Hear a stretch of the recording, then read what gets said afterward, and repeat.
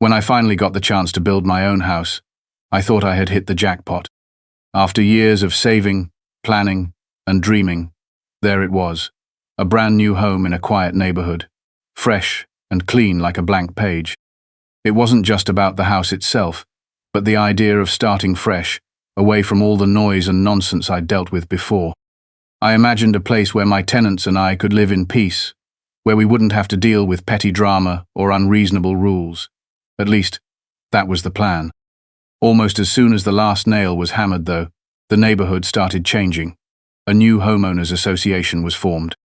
They called it an HOA, but to me, it quickly became clear it was more like a petty little dictatorship run by a group of people who seemed to think the world revolved around their own narrow ideas of how things should be.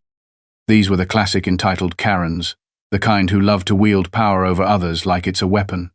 I still remember the first meeting. They all showed up in their perfect outfits, with their perfect manicures and fake smiles. They introduced themselves as the HOA board, and their eyes immediately locked on me like I was some kind of outsider, some new guy who didn't belong. They wasted no time telling me about the rules, the fees, and how I was expected to join and conform. I listened, but I wasn't convinced. I had built my house with my own money, on my own land, and I wasn't about to let a bunch of busybodies dictate how I lived. I told them straight up that I wasn't interested in joining their HOA. That's when things started to go downhill. At first, it was just little things. Notices about supposed violations of obscure rules, threats of fines for things like parking a car in my driveway or hanging a flag on my porch. I thought it was just a bad joke, so I ignored them. But the Karens were relentless. They started showing up more often, inspecting the property like they were on some kind of witch hunt. And it wasn't just me, they targeted my tenants were suddenly caught in the crossfire too. Complaints about noise, landscaping, even the colors of their curtains. I couldn't believe it. What kind of neighborhood was this? I tried to talk to the board, to reason with them. I figured maybe if I explained the situation, they'd back off. No luck. They barely listened. Instead, they doubled down, acting more entitled and aggressive every time. It was like I was living in some twisted reality show where the HOA Karens were the villains, and I was the stubborn hero standing in their way. The stress of it all began to weigh on me. My tenants started to feel unsafe, and I could see the frustration in their eyes every time another ridiculous complaint came through. Despite everything, I refused to back down. I wasn't about to let these bullies push me out of my own home or ruin what I had worked so hard to build. The more they tried to intimidate me, the more determined I became to fight back. I started paying closer attention to their every move, taking notes, collecting every unfair notice and threat they sent my way. I knew that if I wanted to survive in this neighborhood, I was going to have to play their game, but on my own terms. Looking back, it was a mistake to underestimate those HOA Karens at first. They had no idea what they were up against. What started as a simple refusal to join a club quickly turned into an epic battle that would drag on for years. I knew I was in for the long haul, but something deep inside me told me I could turn the tables. I wasn't just going to survive this. I was going to destroy everyone who thought they could take advantage of me. This is the story of how I faced off against entitled Karens, fought back against their greed and harassment, and finally came out on top. It's a story about standing your ground, about never letting bullies win, and about the power of refusing to be pushed around. And trust me, when you take on a greedy HOA full of Karens, you better be ready for war, because I sure was. At first, the harassment was subtle enough to seem like an annoyance, rather than a full-blown war. I started receiving letters from the HOA, each one more ridiculous than the last. The tone was always the same, authoritative, condescending, like I was some unruly child who needed to be put in line. One of the first complaints was about the color of my mailbox. According to the HOA rules, mailboxes had to be painted a specific shade of forest green. Mine was dark gray. I thought it was a petty issue, but the letter warned that if I didn't repaint it within 2 weeks, I'd face a fine. I rolled my eyes and ignored it. Then came notices about landscaping. They insisted that the grass in my yard wasn't cut to the exact height their bylaws required. There was an official-looking form with a photo of my lawn that looked like it was taken from a low-flying drone. It seemed like every blade of grass was under scrutiny. My tenants told me they felt like they were being watched all the time. Every little thing was a potential violation. The kind of plants in the flower beds, whether the trash bins were put out on the right day, even how many cars were parked in the driveway. The HOA was relentless in pushing their rules. I remember one time my tenant's kid left a basketball hoop in the driveway overnight. The next morning, a note was taped to the door warning that temporary structures were not allowed unless approved by the HOA. That was just the tip of the iceberg. The board members, all those Karens, seemed to delight in finding new ways to assert control. Every letter and email felt like a personal attack. My tenants grew anxious. They had every right to live comfortably and without constant harassment, but suddenly they felt like they were walking on eggshells. I heard complaints about neighbors gossiping, whispering about the new guy, who refused to play by the rules. The HOA started to push community meetings where they subtly encouraged residents to keep an eye on me and my tenants. It felt like a witch hunt.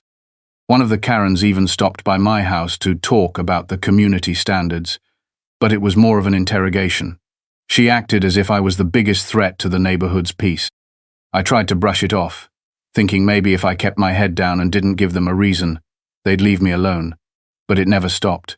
The fines started rolling in. They weren't huge amounts, but they added up quickly. I refused to pay any of them because I didn't agree with their authority over my property. They sent threatening letters warning me about liens, potential foreclosure, and legal action if I didn't comply. What frustrated me the most was how the HOA's power grew by preying on ignorance and fear. Some of my tenants considered moving out just to escape the harassment. It hurt me deeply because this was supposed to be a fresh start for all of us. Instead, we were trapped in this toxic environment where the Karens used rules as weapons, and every little infraction was exaggerated to justify their bullying. Despite their efforts to isolate me, I found unexpected support from a few neighbors who were tired of the HOA's antics. They quietly admitted that the board was more interested in collecting fees and controlling people than actually improving the community. Hearing that gave me some hope, but it was clear the real battle was just beginning. Meanwhile, the HOA continued to push boundaries. They started sending letters directly to my tenants, accusing them of violating rules without any evidence. I had tenants receiving threats about their parking spots or how many guests they could have. It was like living under a microscope where nothing was ever good enough. The Karens had found their playground and were abusing their power with reckless abandon. At one point, the harassment got so bad that my tenants were afraid to come outside. One of them confided in me about feeling anxious every time the HOA patrol car drove by. The whole situation became unbearable, and I realized ignoring the problem was not an option. I had to fight back, not just for myself, but for the people living under my roof. I started documenting everything. Every letter, every notice, every confrontation was saved and photographed. I knew that if I wanted to survive this, I'd need more than just patience and good intentions. The HOA Karens had made their move, but I was ready to make mine.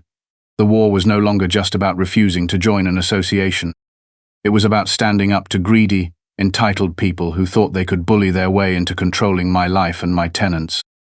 Looking back, those early days of harassment were like the opening rounds in a long, brutal fight. The Karens were confident and cruel, but I wasn't about to let their small-minded power trips break me. It was only the beginning, and the battle lines were drawn. I was determined to show them that I wasn't some easy target or a scared new guy who would just fold under pressure. They were about to learn exactly who they were dealing with. The harassment didn't just continue, it intensified. What began as annoying letters and petty fines evolved into something far more aggressive and personal. The HOA Karens had found their rhythm, and their tactics grew more vicious with each passing week. They seemed to thrive on making my life as miserable as possible, and there was no sign they planned to stop. I quickly realized this wasn't just about some rules or fees anymore. This was a calculated effort to break me down. It started with legal threats that felt less like warnings and more like intimidation tactics. The board sent letters implying they could take away my property or force me into costly court battles if I didn't comply with every absurd demand.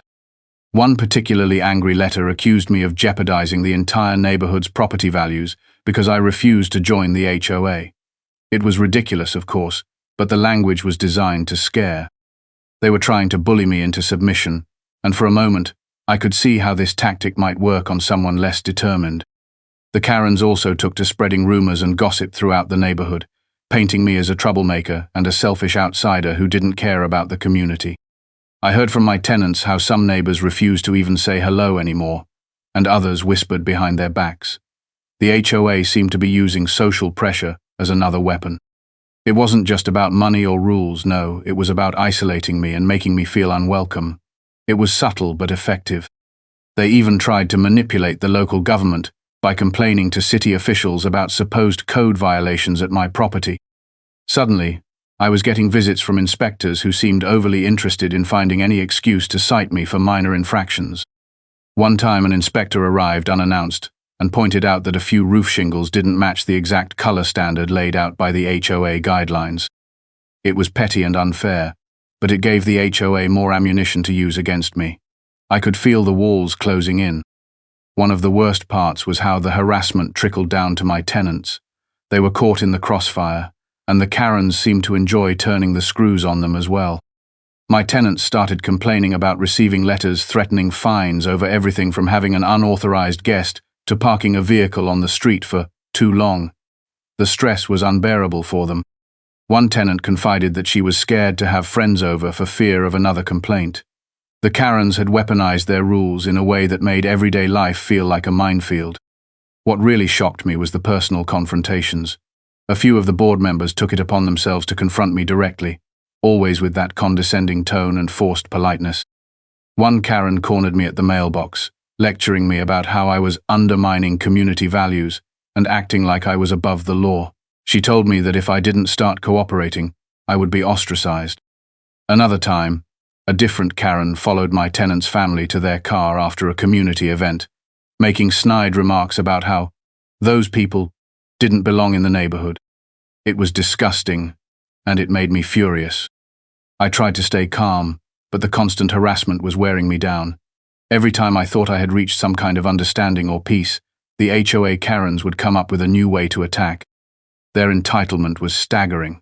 They acted like they owned the place, like their sense of superiority gave them the right to control every aspect of my life and my tenants' lives. It was clear they weren't just enforcing rules, they were trying to break my spirit. Yet despite all of this, I refused to back down. The more they tried to push me, the stronger my resolve became. I wasn't going to be bullied out of my home, or let these entitled women run roughshod over my tenants. Every letter, every threat, every sneer only fueled my determination to fight back. I began reaching out to others who had suffered under the HOA's heavy hand, quietly gathering stories and support. I knew I couldn't take them on alone forever, but I also knew that giving in was not an option. The tension in the neighborhood grew thicker by the day. The Karens held secret meetings behind closed doors and made decisions without transparency, but their intentions were clear. They wanted me gone, or at the very least, they wanted me to fall in line and pay up. They underestimated how deeply rooted I was in my conviction to stand my ground. One evening, after yet another pointless and hostile meeting, I sat in my living room staring at the pile of letters and notices on my kitchen table, proof of their obsession with control and their desperation to scare me into submission. I made a promise to myself that night. I wasn't going to let them win. If they wanted a fight, I was ready to give it to them. The harassment had escalated beyond anything I had expected, and the battle was no longer just about some silly HOA rules. It had become a fight for my dignity, my home, and my tenants' peace of mind. I was ready to take it all the way, no matter how long it took or how hard it got. Those Karens had picked the wrong guy to mess with. After months of relentless harassment, it became clear that ignoring the HOA Karens was no longer an option. Their attacks had only grown more aggressive, and my tenants were suffering because of it. Something had to change. I realized that if I wanted to protect my home and those living under my roof, I needed a plan. I wasn't just going to sit back and take their abuse anymore. I decided to fight back, but I knew it had to be smart and strategic. Charging in without a clear approach would only give them more ammunition. The first thing I did was start collecting every scrap of evidence I could find. Every letter, every notice, every email, even photos of their inspectors coming to the property, everything went into a growing folder that I guarded carefully. I wanted a clear record of their actions, their abuses, and their blatant disregard for fairness. If I was going to expose them, I needed facts to back me up. There was no room for emotion or guesswork in this fight. It had to be about cold, hard proof. At the same time, I began researching the laws governing HOAs in our state. I pored over pages of legal codes, case law, and HOA regulations. I wanted to understand the limits of their power, the rights I had as a homeowner, and the obligations the HOA was legally required to uphold. What I found was encouraging. The Karens had been bending, and sometimes outright breaking, the rules to intimidate me and my tenants. There were clear breaches in their procedures, failures to follow proper notice requirements, and even some evidence of selective enforcement that could be challenged in court. I reached out to a lawyer who specialized in property and HOA law. After explaining the situation, he was upfront about the uphill battle, but he believed I had a strong case. He encouraged me to keep documenting everything and suggested I send formal letters challenging the HOA's violations. Having legal backing gave me a new sense of confidence. I wasn't just a lone guy facing off against entitled bullies anymore. I had professionals on my side who knew how to dismantle their arguments and protect my rights. Next, I sought out allies within the neighborhood. Over time, I quietly connected with a few residents who were fed up with the HOA's overreach. They didn't want to be named publicly, yet they feared retaliation, but they shared stories of harassment, unfair fines, and secretive meetings. Together, we started compiling a dossier on the HOA board's misdeeds, from financial irregularities to instances of blatant favoritism. It became clear that the HOA was less about community and more about controlling and profiting off others. I also began talking to my tenants more openly. I reassured them that I wasn't going to let the Karens bully them any longer. We set up a system where any HOA communication they received would be shared with me immediately. I encouraged them to document their own experiences and keep records of any threats or harassment. Their voices mattered in this fight, and I wanted them to know they weren't alone. The more I learned, the more my plan took shape. I was going to expose the HOA's greed and corruption, show the community the truth behind those polished smiles and harsh letters. I would make it clear that their actions were not about protecting property values or maintaining standards, but about bullying anyone who refused to bow down to their self-appointed authority. The next step was to prepare for public confrontations. I knew the HOA thrived on secrecy and fear, so I planned to bring everything into the open.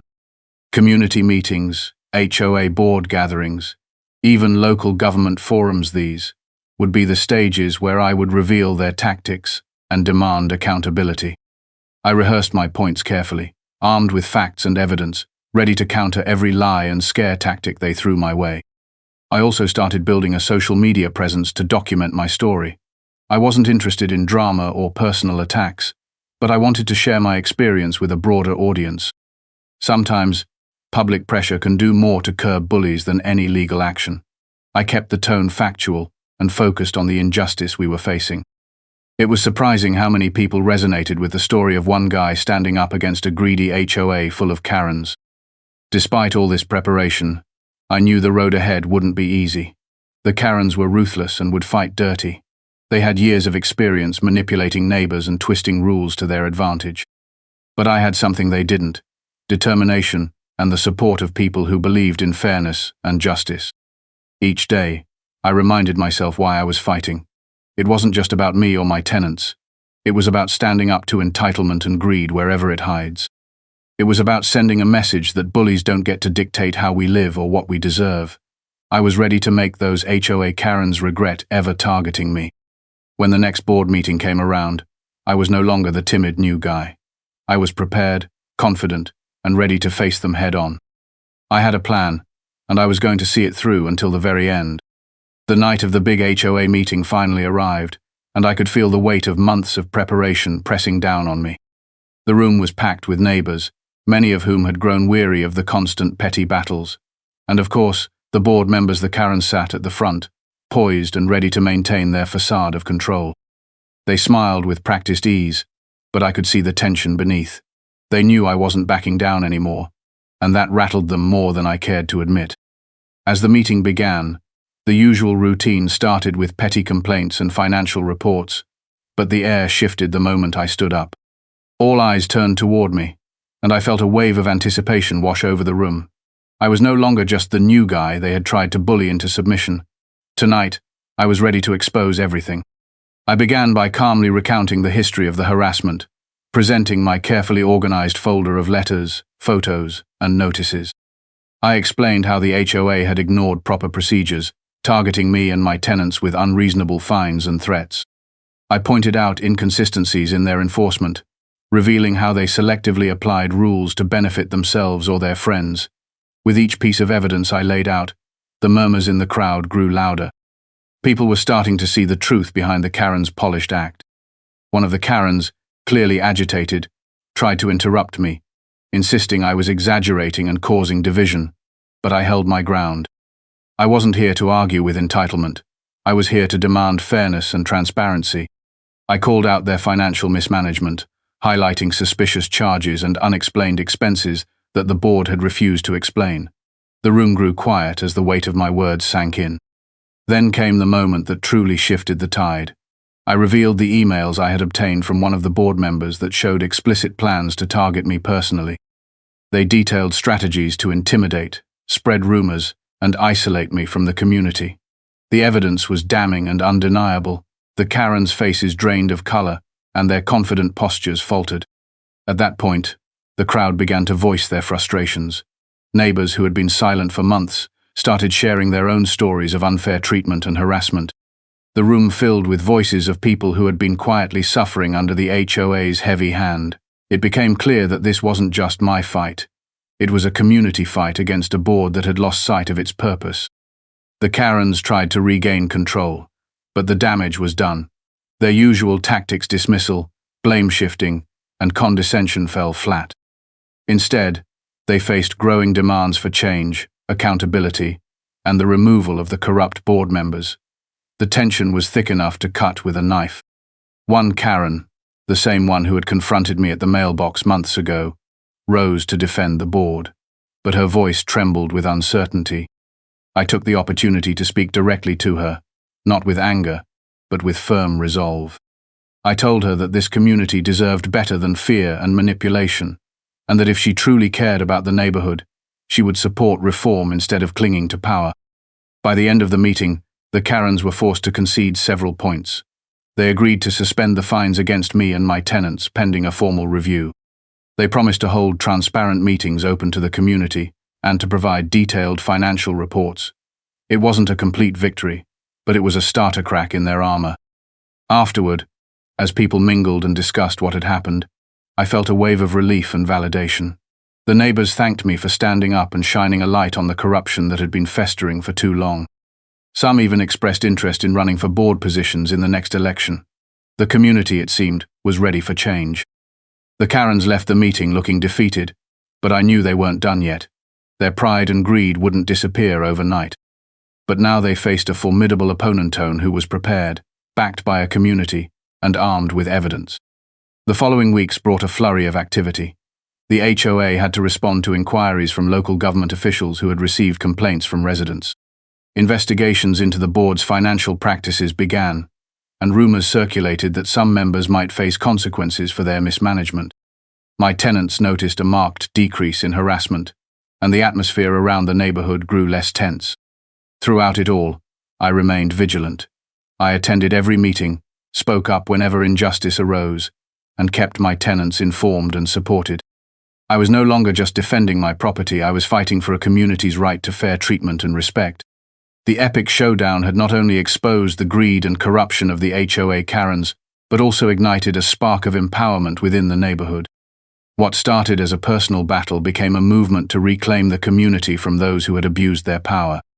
Looking back on that night, I realize it was a turning point not just for me, but for everyone who had suffered quietly under the board's rule. It proved that no matter how entrenched the bullies might seem, they can be challenged, exposed, and ultimately defeated by persistence, courage, and unity. And as for me, I wasn't just the new guy anymore. I was the guy who stood up and destroyed the grip those greedy Karens thought they had on our neighborhood. After the showdown, things began to change in ways I hadn't fully expected. The Karens, who had ruled the HOA with an iron fist, suddenly found themselves facing consequences they had never imagined. Local authorities started paying attention after receiving complaints from multiple neighbors who had been too afraid to speak up before. The investigations uncovered financial mismanagement, favoritism, and a pattern of intimidation that left no doubt about the board's corruption. One by one, the worst offenders were forced to resign or were removed from their positions, and the community finally breathed a collective sigh of relief. With new leadership in place, the HOA began to operate with transparency and fairness. The absurd fines and petty rules that had once made life miserable were revisited, and many were repealed or revised to reflect common sense rather than control. It was refreshing to see meetings where voices were genuinely heard, and where decisions were made in the spirit of community rather than power. The neighborhood felt alive again, not divided and fearful. For my tenants and me, the victory was deeply personal. No longer did we have to worry about letters threatening fines for trivial matters, or random inspections meant to intimidate. The tension that had hung over us for so long finally lifted. My tenants felt safe and respected, and that sense of peace made the house truly feel like a home. I often caught myself smiling just walking through the neighborhood, knowing that we had helped bring about real change. The experience taught me more than I expected about standing up for what is right. I learned that power can be challenged, that bullies do not always win, and that courage and persistence can make a difference even against overwhelming odds. It also reminded me how important it is to stand together with others who share your values, because no fight worth winning is ever truly fought alone. Looking back, I can't help but feel a mix of pride and relief. The battle was long and exhausting, and there were moments when I doubted how it would all turn out. But seeing the neighborhood come together, watching the Karens lose their grip, and knowing that my tenants can now live without fear makes every struggle worth it. In the end, the so-called new guy became a symbol of resistance, someone who refused to be bullied and who inspired a community to reclaim their home. The Karens learned a hard lesson about entitlement and greed, and the neighborhood emerged stronger and more united than ever before. Now, when I think about that time, I see it not just as a fight against an unfair HOA, but as a story about resilience, justice, and the power of standing your ground. It is a reminder that no matter how small or alone you might feel, you have the strength to change your world if you refuse to back down. And that is exactly what I did.